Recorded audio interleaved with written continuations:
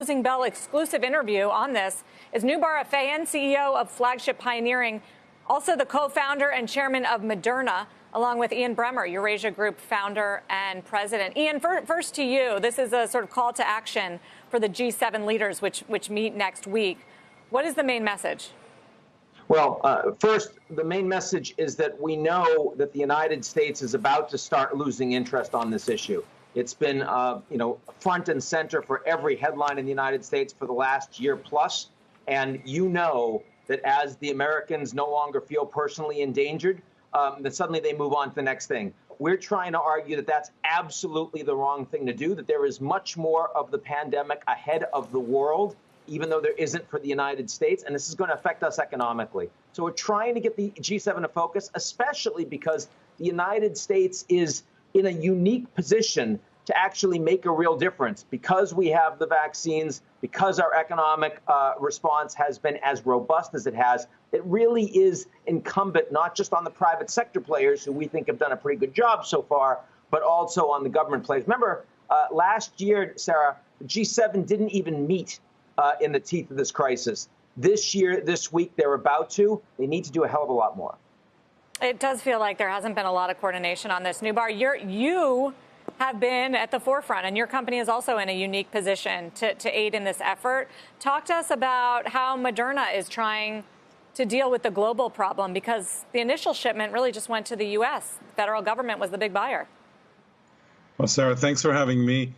Indeed, the last year has shown us that the private sector, particularly in collaboration with not only one government, but with many, can have a profound impact on coming up with solutions and delivering them to have global impact. We're very happy that after some initial period of making arrangements, we were able to announce some 500 million doses that will be allocated to COVAX as part of a partnership that'll likely grow over the next year.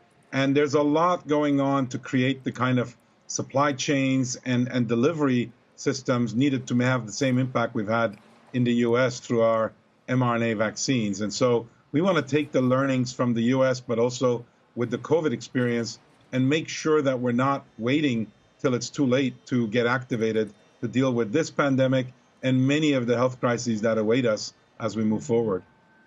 Noubar, do you hope that one of the conclusions from the pandemic is that pharma in general as a sector comes out with its reputation more intact, with its PR, as it were, more positive than it has been at any point in the last couple of decades? Or do you think that effect might be short-lived and the focus will go back to pricing and negativity in the years ahead?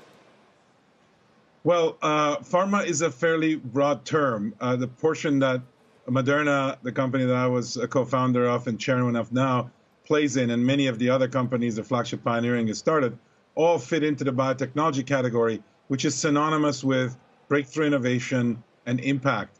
And I certainly think that that industry and the piece of the pharma industry that is rather predicated on innovation should come out of this having demonstrated the value of its science and its ability to act for the sake of impact in mankind. And I do think that it is well deserving in that regard of a balanced view. However, if pharma goes back to not innovating very much and to figuring out how to take the current products and have them last even longer in terms of exclusivity, that then is what has fed a historical, I'd say, skepticism. So we have an opportunity across the board to embrace what innovation can do to health. And I should also mention that one of the things I very much look forward to is that just like the last year ended up being all about prevention. At the end of the day, while we worked on treatments, while we worked on diagnostics, the biggest impact to society and to the economy has been through the acts of prevention.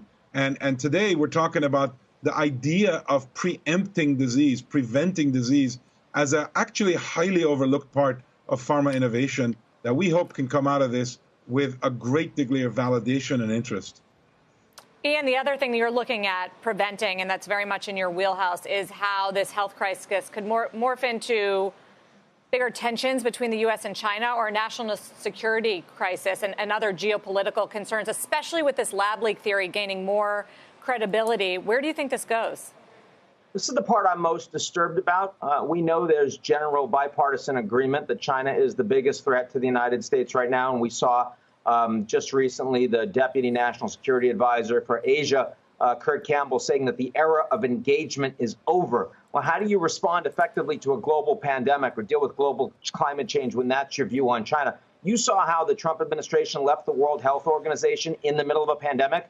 I have to say that if it looks like we end up getting into this a massive fight about this coming from a lab or not, I could easily see the Chinese withdrawing themselves from the World Health Organization. And just how we talk about decoupling from Huawei and in global tech, we're going to start talking about decoupling on global health.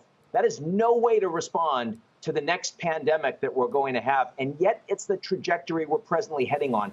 Nubar and I are deeply concerned that we really want to avoid that. And G7 cooperation will make it easier to keep the Chinese from taking that measure. If the Americans are unilateral, it's much easier for the Chinese to tell us to screw off. If it's the Americans and everyone else that has rule of law, the Chinese are more likely to talk this out with us.